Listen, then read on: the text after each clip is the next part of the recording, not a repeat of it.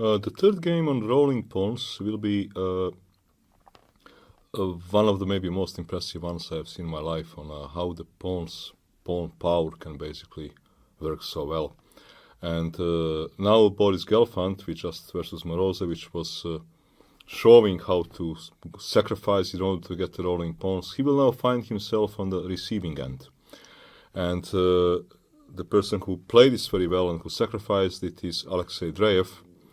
And the game was played in Tilburg Interpolis tournament in 1993. Let's see how it went. It was a Maran, popular variation of Maran. So let's see how it went. Takes. All well-known moves. One of the main lines. Now here Boris understands correctly that his knight on h6 will be rather annoying. Very annoying. Because, well, what can you do with the black? You do not want to give your bishop. On the other hand, f6 is hanging, so you cannot castle queenside, and castling kingside is illegal. So knight h5. Here is actually a critical moment, because Boris, he misjudged about some things on a king's side, the changes of pawn structure. He played move queen f3, believing that forcing the next move is good for him. Some years after the game, actually 8 years after the game, no, what am I talking? 18 years after the game, there will be a game in Biel between Carlsen and Shirov, and Carlsen understood that actually this knight should be prevented from jumping to f4, and he played move g3 versus Shirov, securing position of this knight. I will just show a few games and a few moves in this game, because it is actually quite instructive how did Magnus crush him. Bishop c5, improving the bishop. Rook f8, queen f3 hitting on a pawn, rook f8, bishop d2, bishop d4. It looks like that black is doing very well, because he gets this strong bishop. King may castle queenside. Situation is not so bad. Actually, it is pretty bad for black, because the problem is that the bishop is attacking on his own. He has no support of other pieces. If king's castles queenside, white would always have move a4 to do something about his pawn structure. So here white, Magnus, he played move b4. Asking black a tough question. Do you want to keep your pawn here so I can hit you with a4? And later I will move my rook and play move knight e2, removing this bishop. Or do you want to take on or do you want to take on a b3? But then I get open c file. By the way, move knight e2 was also possible, sacrificing a pawn. But what Magnus did was very good. b4, takes, queen d6, rook ac1. Knight e2 is now something to think about. Knight g7, a4. Now with b4, simply knight e2. Removing the bishop, taking the c file. Alexei played move, if move knight c5 also doesn't help much. I move the knight, protect the bishop, I want to take. Alexei played move f5, looking for an immediate counterplay. Takes, f4, but there is no counterplay. Knight e2, bishop b6, takes. Okay, here Magnus needs to be careful, because let's say the first move which comes in mind is rook c6. But rook c6 actually is not so good, because it allows counterplay. Queen f3, and you want to take on e2. There is this spin. So Magnus here played a strong move, bishop c4, killing one of the attackers. g5, takes. There is no attack. Look, if you look at the position, black is having king in the middle of the board, and he is a pawn down, and he does not have any real threat. Obviously, I mean, I do not plan to blunder a piece. So rook c8, bishop d8, knight f5,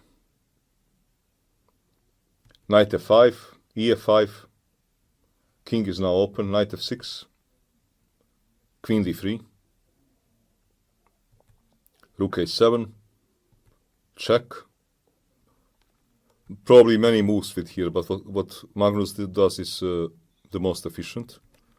How can Magnus here win material? Huge material and force resignation. Takes. And Schiller resigned because, okay, he would lose a full rook. Queen c8 take, or queen moves, bishop b4 check.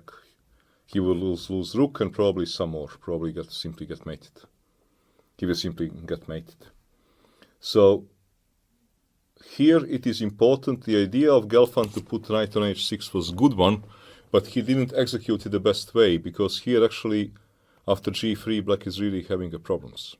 Boris played queen f3, and now comes very good move knight f4, allowing the coming sequence.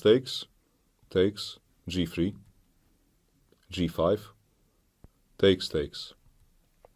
I assume that Boris was thinking that this is good for him, because king is open, and his pawn chain is stopping this bishop from being active. Well, unfortunately for him, it is not as good as it seemed, because white does not have any pieces to approach the black king. He has only one queen. And black has also taken space on the queen side, and white has a problem activating his pieces. Check happened. Queen e7, queen h4. Here is an interesting moment, because Dreyev played move king f7, allowing white to make a draw if he wants to. I would like to point out here computer idea, which is, I like it very much. My engine wants to play move, claims that black actually has slightly more pleasant position, and wants to play move king to d6, middle of the board, blocking the pawn. And now let's say if queen h3, simply queen b6, and king can go to c7. The most logical move is b3, to open up the position. What can we do here? Because I'm threatening bishop a3, which is a terrible threat. Now comes amazing move. King c5. Takes, and king goes back to safety. And actually king goes back to safety, and this king might become a problem. I love this computer idea, absolutely love it. So queen h4, but Dreyev played move king f7. Okay.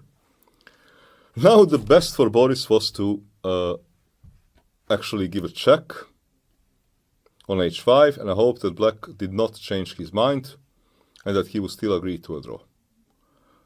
But he did move bishop d1, hoping to give a check to win an exchange. And here comes something very interesting. Rook g8 check, king h1. And here Dreyev decides to positionally sacrifice exchange in order to get potentially his rolling pawns and safer king. And he played here move knight f6. It was not necessary at all. He could have, let's say, played move rook g7, because on check, king moves. Or if bishop g4, king moves. Black has much better chances attacking white than vice versa. But Alexei had very complex and deep positional idea. Positional tactical idea. It is positional idea, but it would result later in active tactical play. He played move knight f6. Check, and he gave an exchange.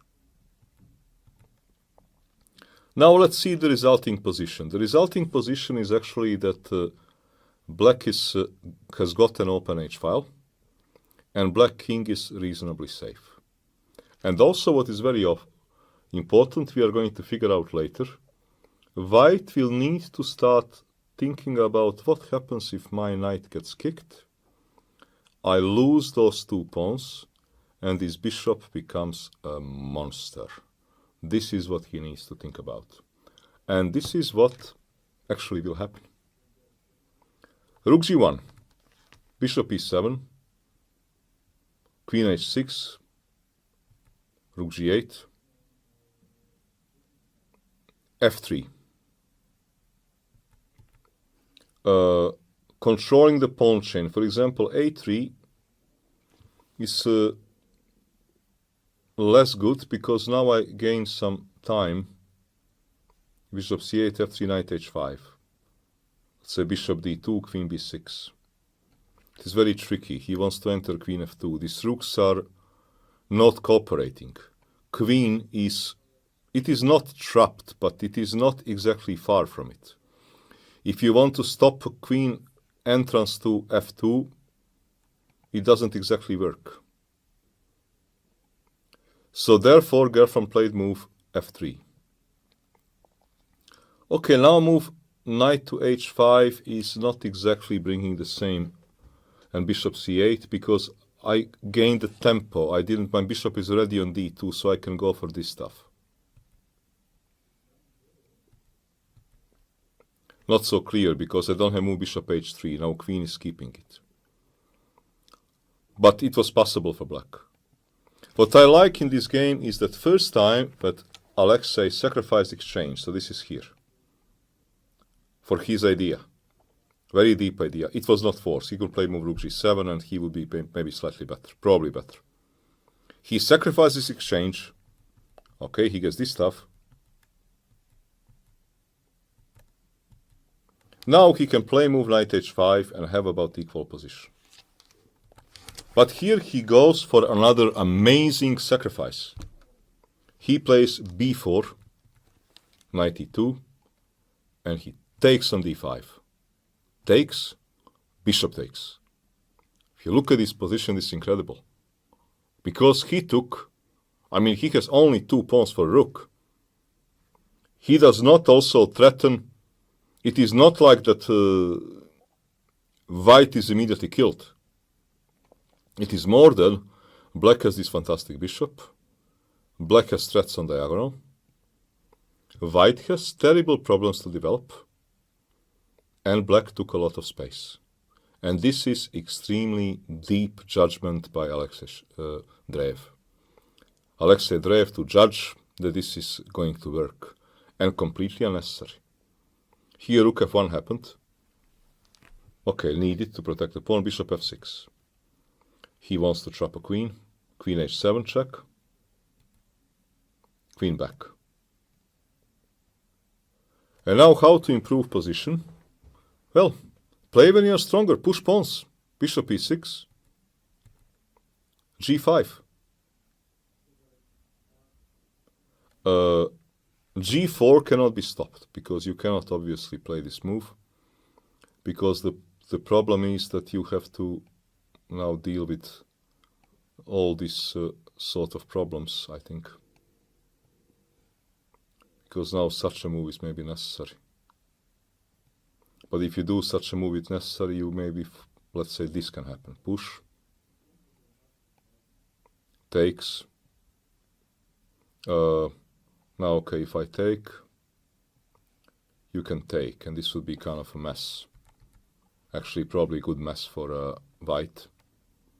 But I can avoid this. I can, for example, be smart. I can move my bishop. I don't allow this. And now my next move is going to be bishop c5. And I will take, and I will take. And this is likely to be a mate. And these pawns are preventing any sort of counter. This situation doesn't look good for white. It looks very bad. So Boris, therefore, he plays here move a3. He is desperate to open his rook to get some sort of counterplay. g4. Okay, black is also pushing. And this is important moment. Because actually, white can still defend. Boris is a great player, but sometimes even great players, there is a moment when you're defending and you're massive material up that you need to kind of realize, if I continue defending and keeping my material, it's very likely I'm gonna get mated. So I better give something back and hope to survive. And this was the moment when he needed to understand that there is SOS. Titanic is sinking. Well, it has almost sunk, And, well, 6 compartments sunk out of 7. And this is the moment to take on f4. To give a piece, to hope to survive. And after takes, to take, rook takes, queen f3. It looks bad, because white is only exchange up. Black even has a 1 pawn, and black has this diagonal is open. I mean, this terrible diagonal for white is very much open. But not easy for black to use it. Let's say bishop e5. And white is probably surviving. Let's say one is rook a d1, bishop c8, rook d5, ba, ba. Bishop moves, queen takes. Check, king moves. This king is also open, so probably white is going to survive with perpetual. Second idea, maybe a takes b4, bishop c8. Now bishop b7 is terrible threat, but knight g3 can survive, because if rook takes, I can take by queen. Check, move my rook. I cannot queen c6, rook f1, and somehow it is also working, it is surviving. But it is, or maybe even just move king. Because if queen c6, I can take. If queen b6, I can move my rook. There is nothing immediate. Boris needed to take on f4. It was urgent. And here to most likely survive the game. He was probably thinking, if worse comes to worse, I'm going to do it later. And this is normally where people, even fantastic players, okay, sometimes they go wrong. Because the later is never to come. He would never manage to get this possibility to sacrifice it later and to make a draw. He took on b4, opening up his rook. But now the problem is that this bishop is a monster, bishop d5. This bishop is such a monster. Knight c3. Takes. Giving a queen does not help, because problem is that some more material will fall. This is a problem. It will be a full piece more will fall, so it will not end on giving a queen. Queen f2. And now Alexei continues like a whole game. Bishop b7. Simply unbelievable pressure. And this mating net, and you cannot survive with this king. Okay, Boris does the only thing which he can do. If he can put some piece on d5, any kind of piece, to kill this bishop, he may survive. So he plays move rook a5, the only thing. But queen d7. Problem is that mate is a terrible threat. The threat is bishop a4, h4, queen h4, f2 mate. There are also some other threats. I mean, rook g2 is also not a bad move. So, knight d5, takes, queen d2, hitting on a bishop, bishop c6, takes, takes. So queens are off the board. Problem for white, he's still getting mated. This king is still in the mating net. He took on h3. On a6, bishop h3, rook f2, and bishop h4. And he simply resigned, because the problem is that if he makes such a move, it does not help at all. Let's say king moves, takes, takes. King is in a mating net. Nothing has changed. Let's say that rook moves. Okay, if I don't see anything better, I can move my king. Rook moves. Let's say bishop e3. And okay, need to take. Pawns are going to decide. You can choose with which one you would like to queen.